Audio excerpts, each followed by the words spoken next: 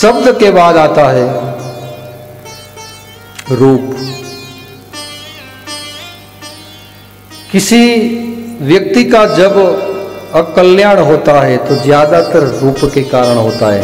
गृहस्थ जीवन में आप सब लोग जी रहे हो, लेकिन उसमें जो बड़े बड़े भूचाल आते हैं, गृहस्थ जीवन को तहस नहस कर देते हैं, ऐसा जो होता है वो रूप के कारण होता है। कोई ऐसी स्त्री है रूपवती,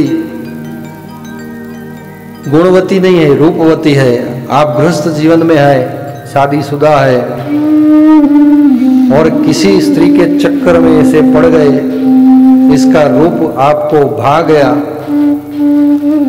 और उसके कारण सब भूल गए, आपका गृहस्थ जीवन भी आप भूल गए और उसके चक्कर में आप आ गए, तो जीवन तहस नहस हो जाएगा, पूरा गृहस्थ जीवन बर्बाद हो जाएगा।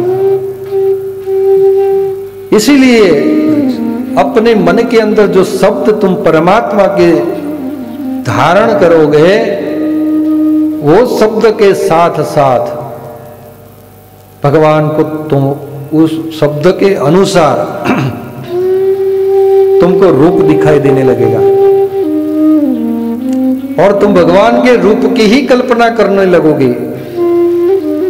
शब्द तुम्हारे मुख में आएगा तो रूप अपने आप परमात्मा निर्गुण निराकार है, लेकिन इसका जो साकार स्वरूप लेके जो राधे मोहन आए हैं, जो ब्रिज बिहारी आए हैं, उनका चित्त अपने आप अपने मन में छाने लगेगा। और जो तीसरी तन मात्रा है वो रस है। रस वैसे 6 प्रकार के बताए हुए हैं,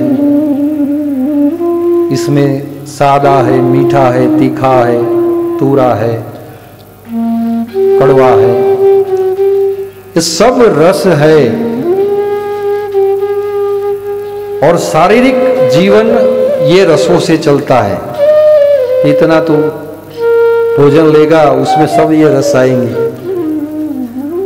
लेकिन जब तू भक्ति की ओर बढ़ेगा तो ये रसास्वादन तुम्हारा है ना अपने आप कम हो जाएगा। क्या मीठा है या तीखा है, सब्जी नरम है या गरम है, ये सब तुम्हारे ध्यान से हट जाएगा।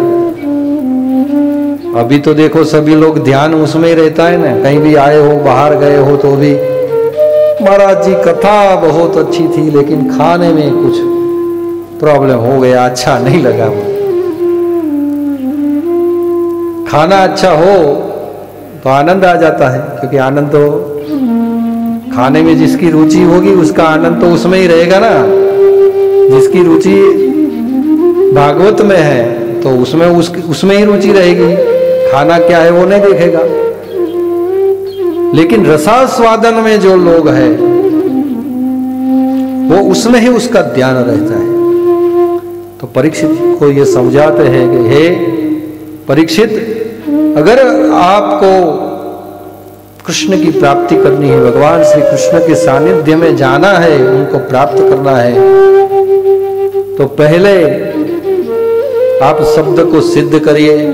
शब्द सिद्ध हो जाएगा, अपने आप भगवान का चित्र दिखाई देने लगेगा, रूप अपने आप आ जाएगा। और रूप आ जाएगा उसके बाद जो है वो रस भी आ जाएगा। हम पहले ही भागवत जी के श्लोक में बोले ना, क्या गाए, क्या ध्यावे और क्या पीवे। तो भागवत जी है उसको ही वही रस को पीना है।